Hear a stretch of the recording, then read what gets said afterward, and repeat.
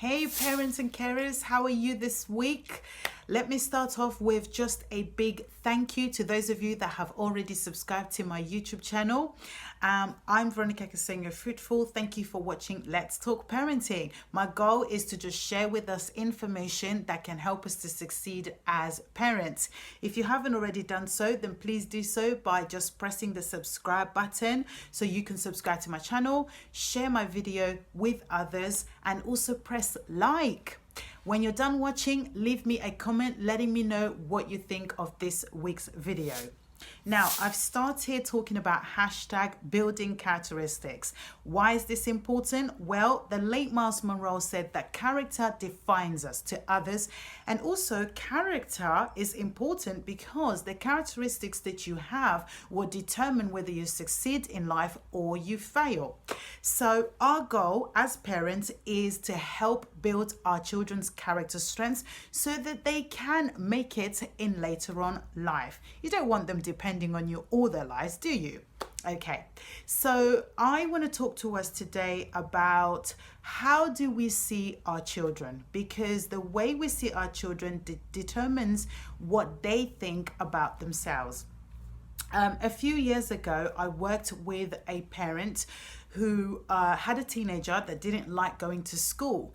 And they were expelled from mainstream school, and they were now attending alternative provision. But even this one, they just did not want to go. And so we were working to support this parent to try and get this young person into school. In one of our meetings one time, she was just telling me about how much she's had enough of this child's behavior. They were disrespectful to her and to the law. They just basically didn't care about education, didn't want to have anything to do with it.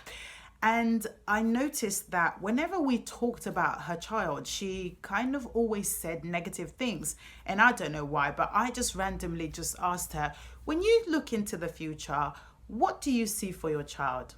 And she paused for a bit, and you know what her response was? Nothing. That was a response. She saw nothing. She went on to say that he'll probably end up in prison or something because of the way that they behave. And I was like, really? Wow, okay. And she said, I know that sounds really negative and that I should be saying something really positive about them, but you know, I'm just being honest, and I really don't see anything good in the future for them. So she was just being honest about how she felt. So I didn't know what to say, and I was also being honest with her, and I said to her, well, then that's exactly what you're going to get. Nothing. She was not impressed by this response, but I went on to explain to her, see, we get what we expect in life.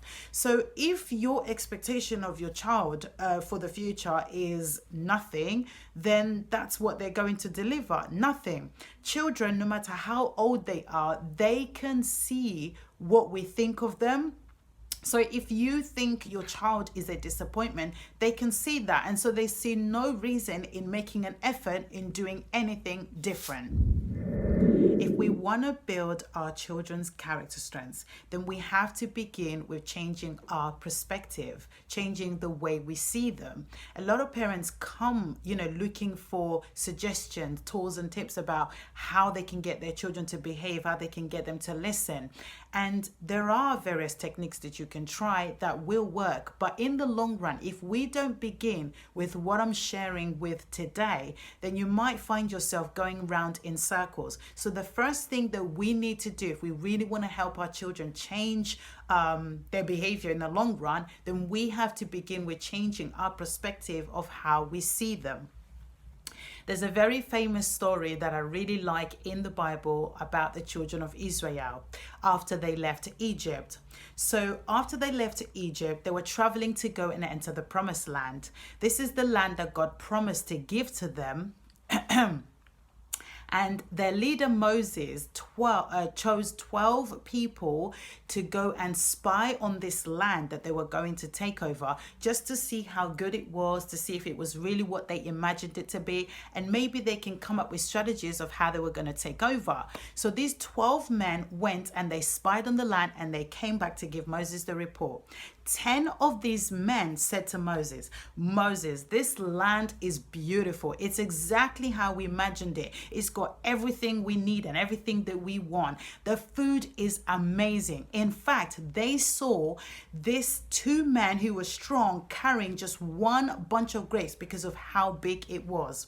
They even brought back some of the food for Moses to try.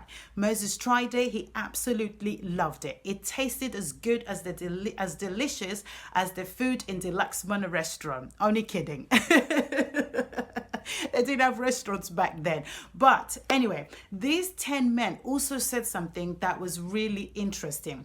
They said that, but Moses, these men of this land are as big as giants. In fact, we are like grasshoppers in their sight. They are like grasshoppers in these men's sight. I thought this response was unbelievable. I mean, why would you think that about yourself? Why did they say that? And it suddenly dawned on me. It's because of where they came from. I really believe that one of the reasons why they thought they were so small in comparison to the other men is because of where they came from. Slavery. See, they were coming from a generation of 400 years of slavery. Their dad was a slave. Their dad's dad was a slave. Their great-granddad was a slave. Great-great-grandpapa was a slave. In fact, this generation that was entering the promised land was not even the original generation that the promise was made to. They probably didn't have anyone in this generation to encourage them, to tell them that you can do this, that inside of you lives a great giant that can take over this land. So their opinion of themselves was small. They saw themselves as small as a grasshopper. Now, don't get me wrong, I'm no Bible expert, and I'm pretty sure that Moses spoke words of encouragement to them, letting them know that they can do anything. But the mind is a very strong instrument, and it takes years of work just to transform the self-beliefs that we build up as we are growing up.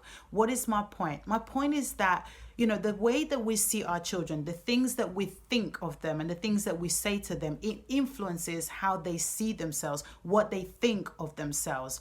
If we think they're lazy, then chances are this is going to manifest in their behavior. If we think they're not very clever, they are going to think they're not very clever. Your opinion, what you think, it matters to your child. I know it's hard, especially if you have a child whose behavior is mostly negative, like the one I described earlier. They give you attitude, the school report is negative. But we still have the power to influence the way that they see themselves. God himself said in the book of Romans 4:17 that we are to call those things that be not as though they are. So no matter what behavior they are displaying, we have to look at them and we have to see good, and we have to announce it. We have to say it to them. That doesn't mean we ignore any behavior that we don't approve of. We put discipline in place, but we don't label our children as the behavior. If we want to see our children behave much better, if we want to see them being strong, being disciplined, then we have to see that in them and begin to say it.